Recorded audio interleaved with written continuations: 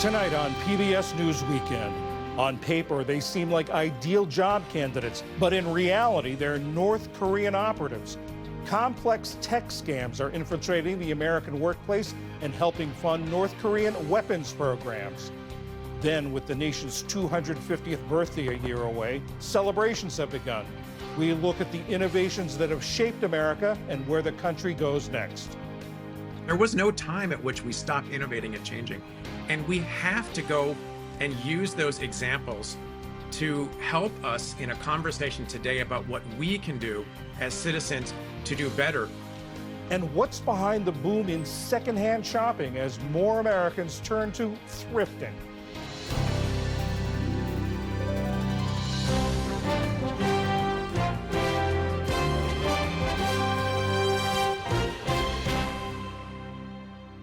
Major funding for PBS News Weekend has been provided by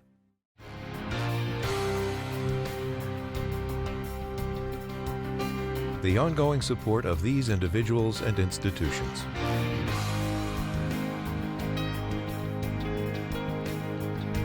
And friends of the NewsHour.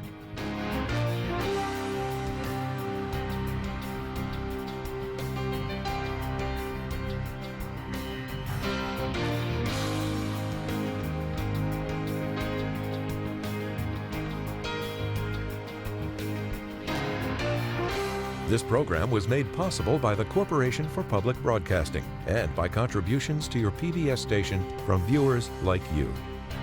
Thank you. Good evening, I'm John Yang.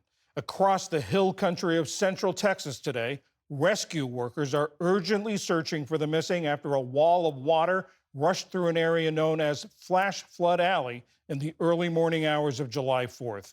At least 32 people are dead. Still unaccounted for are 27 children who were attending a Christian summer camp on the Guadalupe River. Officials say it's unclear how many are missing from other locations. Ali Rogan has our report.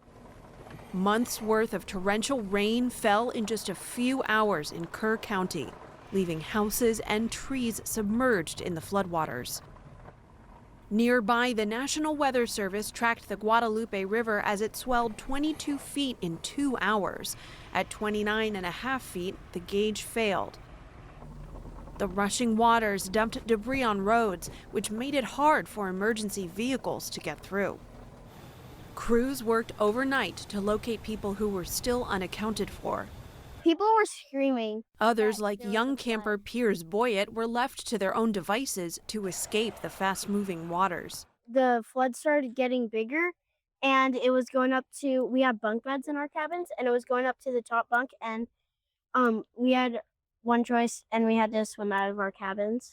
A number of youth camps dot the area, including Camp Mystic, an all-girls Christian summer camp along the river. Searchers used helicopters to rescue survivors there, but more than 24 of its campers are still missing. At another camp, Heart o' the Hills, the director Jane Ragsdale died in the flooding. Officials in Texas vowed to keep on searching. We will not stop till every single person is found. We've got all the resources we need. We're here for the long haul. For now, Central Texas remains under a flood watch as more rain is forecast tonight. For PBS News Weekend, I'm Ali Rogan. The Carolinas are also bracing for potential flash flooding as Tropical Storm Chantal approaches the coastline. The National Hurricane Center predicts the storm will produce moderate to heavy rainfall, possibly triggering flooding, especially in urban areas. Over the next several days, life-threatening surf and rip currents are expected from North Florida up to the mid-Atlantic states. In Southern California, dangerously dry conditions have fueled the Madre Fire. The wildfire has charred nearly 80,000 acres near Los Padres National Forest in San Luis Obispo County. The massive blaze is the largest in the state so far this year and is only 10% contained. The cause of the fire is under investigation. And Elon Musk says he's formed a new U.S. political party. The world's richest man says both Republicans and Democrats are bankrupting the country. He said, "Today, the America Party is formed to give you back your freedom."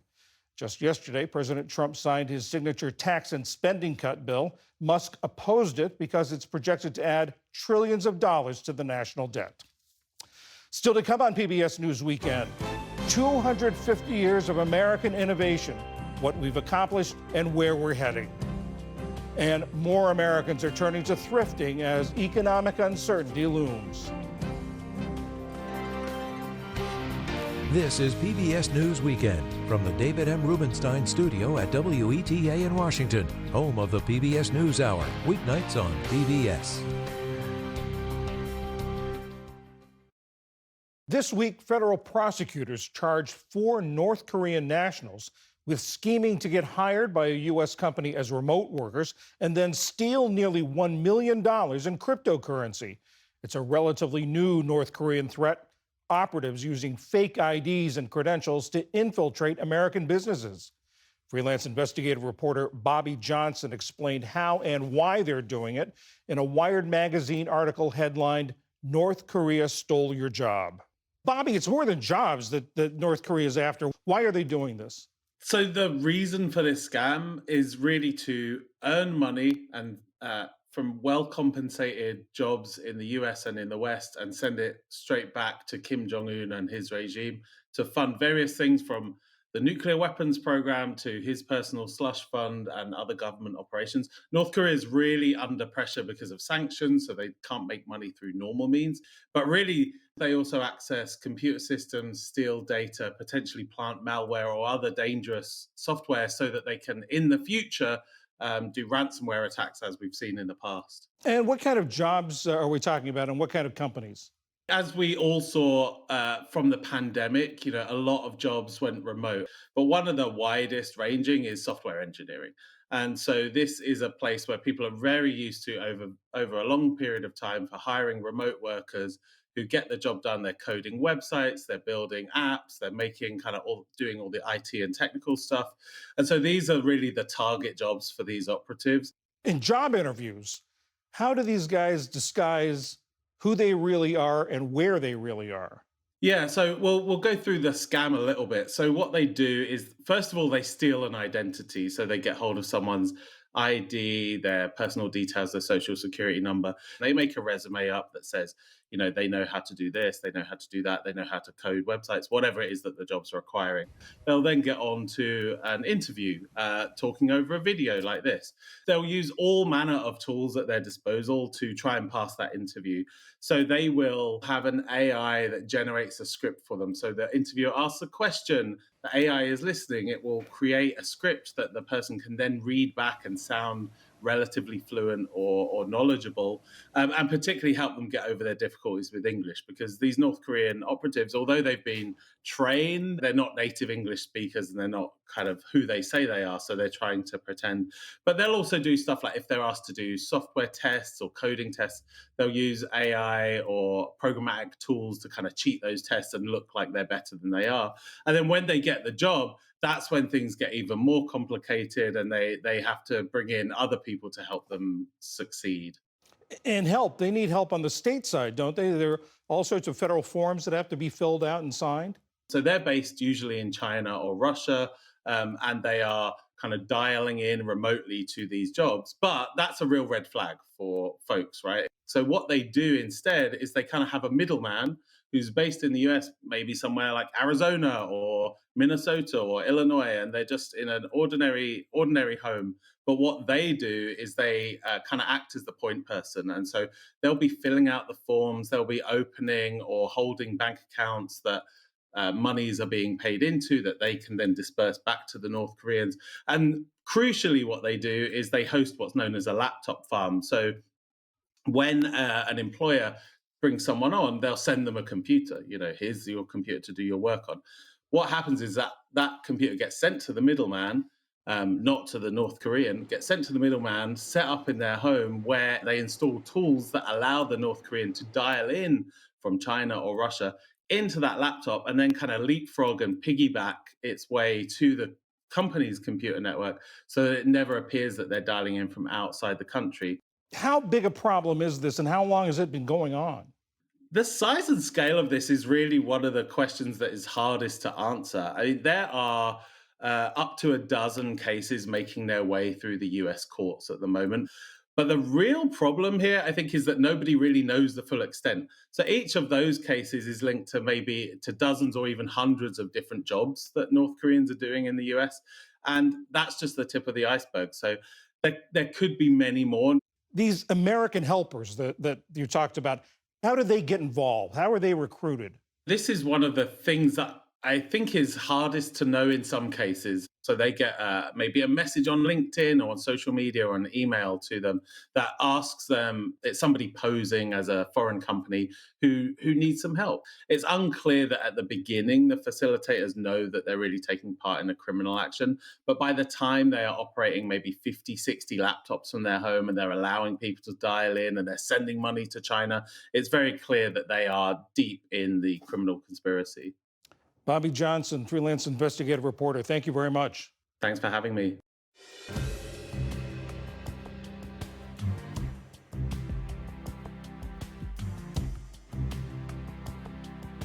This week, President Trump went to Iowa in America's heartland to start the countdown to the nation's 250th Independence Day next year.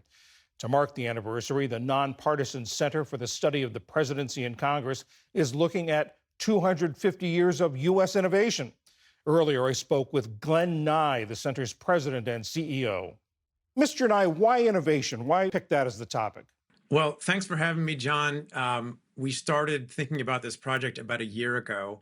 We really wanted to root our work on this idea that the arc of the American story over the first 250 years really is a story of innovation and renewal.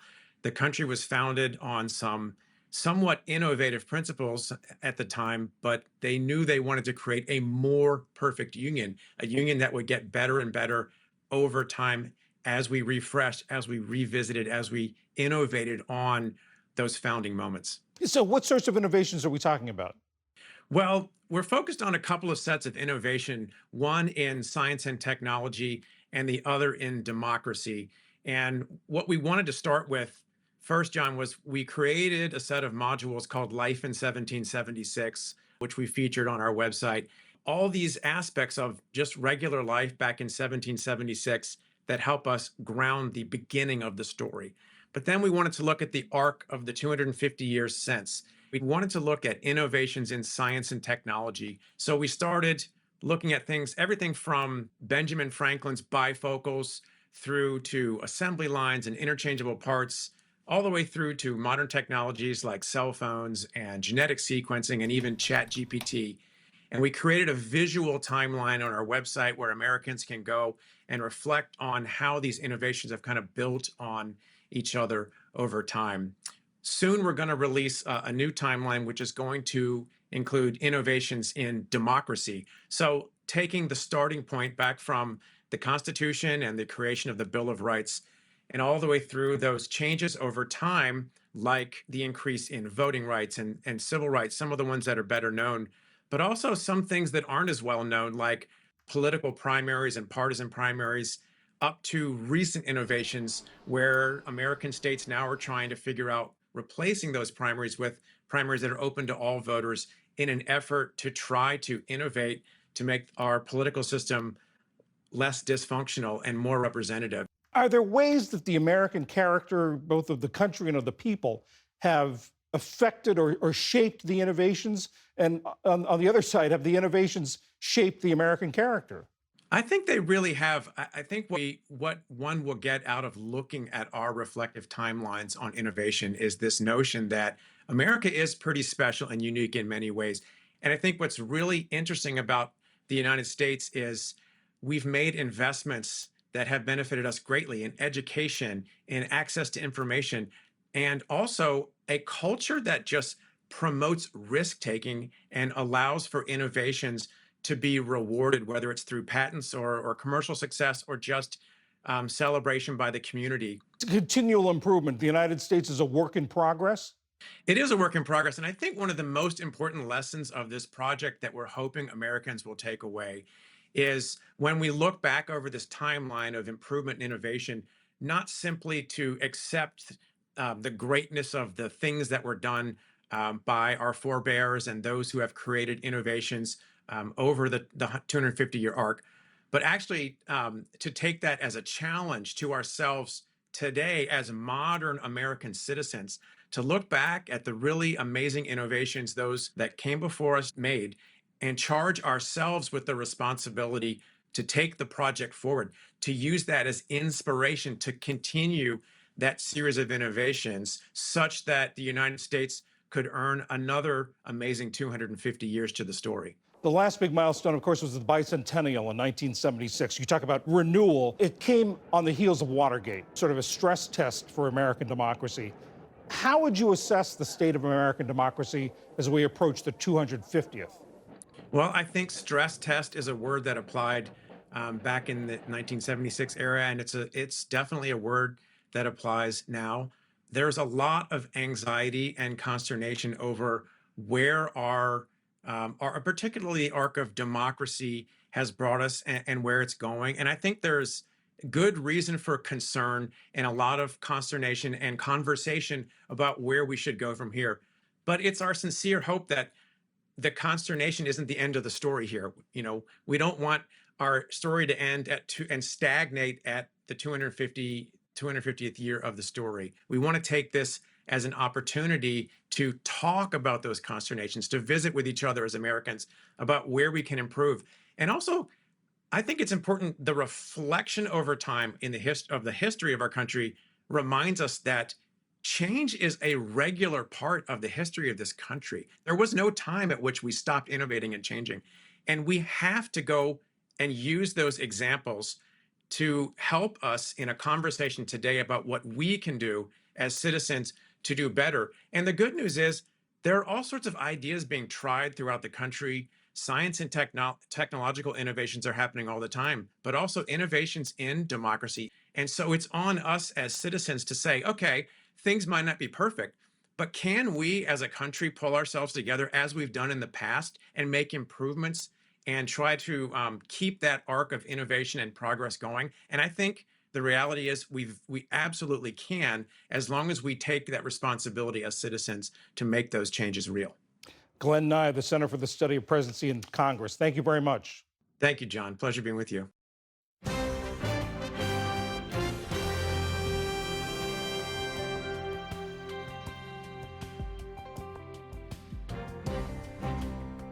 The thrifting economy is booming. While thrift shops, antique stores, and consignment boutiques are nothing new, they're becoming more popular as shoppers deal with the rising cost of living, want to help the environment, and even in some cases, want to earn a living as a reseller. Secondhand clothing is a multi-billion-dollar global industry. It's projected to grow about 3 times faster than the overall apparel market.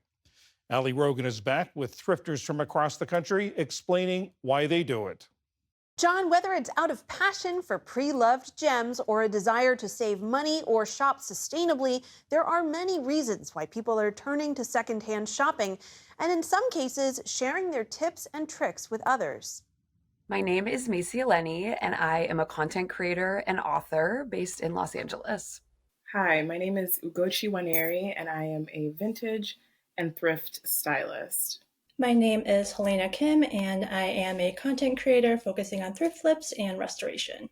My name is Emily Stokel, and I am the creator of Pre-Loved.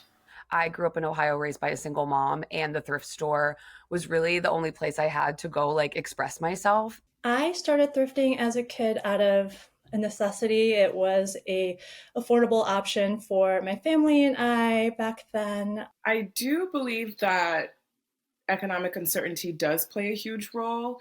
I can speak to that from my own personal experience being a lifelong thrifter. When there is a state of uncertainty, particularly economic uncertainty, people are maybe worried about cost of living or policies like the tariffs, they might choose to shop secondhand. You know, I think a lot of people, especially in this country, were kind of raised thinking new and young equals better and old and used equals bad. That's not true at all, and we should be reusing these resources. Yes, you can restore something. You can take that sweater with the hole in it and turn it into something that you would actually cherish and wear. give thrifting a chance because you just never know what you may find. And who doesn't love saving money and finding quality items for half the price? I hear messages from people that are in these situations and maybe weren't in the past and now need to learn how to thrift their clothes and shop secondhand. So I am happy to be here to hold their hand and shimmy with them along the way. I'm joined now by Manish Chandra, the founder and CEO of Poshmark, an online fashion resale marketplace. Thank you so much for being here. We heard in this clip how some shoppers say that they began thrifting out of economic necessity, but it's really become a passion and in some cases even a business. What brings shoppers and sellers to the Poshmark platform? Well, if you think about what we all have, is we all have a closet. And literally everyone in America has a closet that has some spare clothes that they don't need. And there's always someone who's looking for it. So when you combine these two things, Poshmark offers a way to both shop and sell right from your closet. We've been talking a lot about thrifting, people looking for ways to save money in the context of these recent economic conditions. But of course, thrifting, resale clothing has been rising in popularity for years. To what do you attribute this gradual rise well before this current economic environment? I think there's three trends shaping the rise of resale. First is, I think when mobile and our iPhone and Android phones started to sort of rise, they led to the fact that it was very easy to merchandise and sell everything in your closet.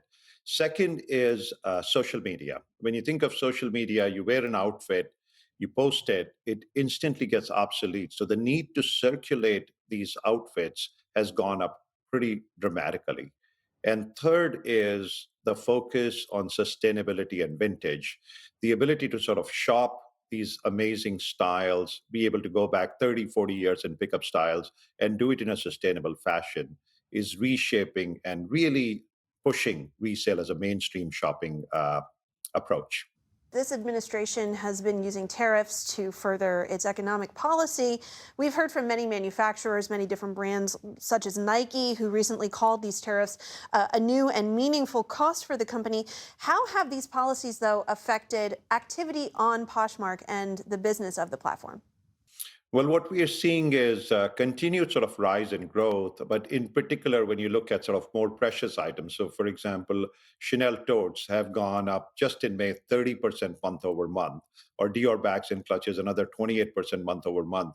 What you're seeing is that as people are looking at Poshmark, not just as a place to shop for authentic style and vintage stuff, but as a place to hunt for discounts, it really gives them an alternative to traditional shopping. As we see these trade wars continue, affecting supply chains, affecting prices, how do you think that's going to affect the resale fashion market going forward? Well, as you know, tariffs have been a changing piece. So some of it is sort of starting to show up in the economic data, and some of it will show up in the future. What we are doing really to respond to it is leaning into what we do best, which is offering our shoppers and sellers more advanced tools that they can use, leveraging the power of AI. So it allows for a lot of people to get and participate in the act of selling. On the shopping side, we've introduced a live shopping format that allows people to look at the item, discover sort of in an entertainment format how they can shop.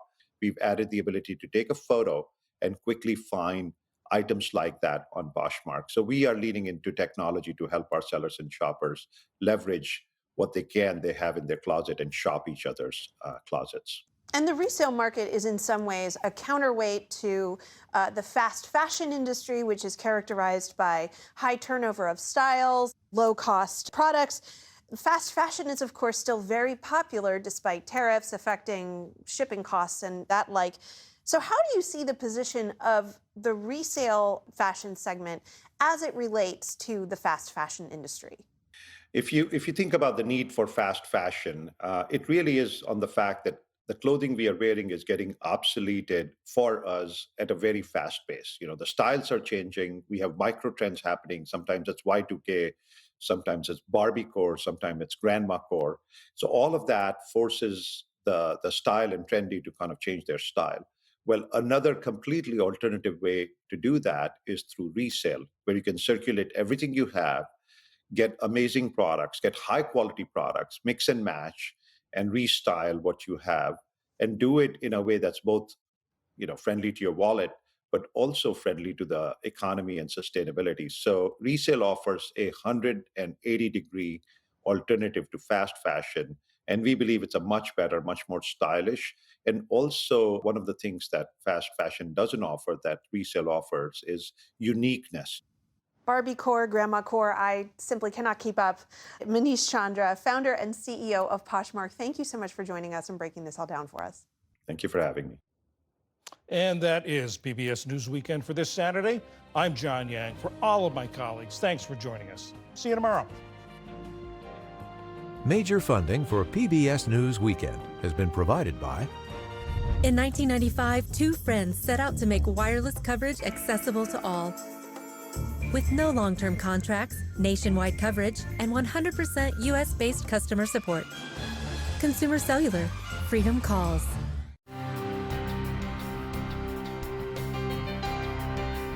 The ongoing support of these individuals and institutions.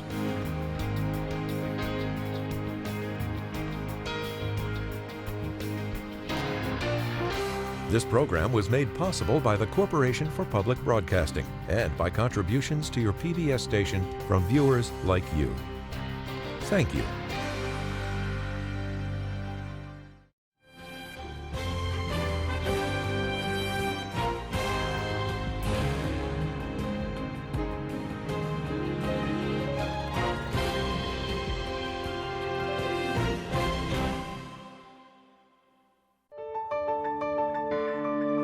You're watching PBS.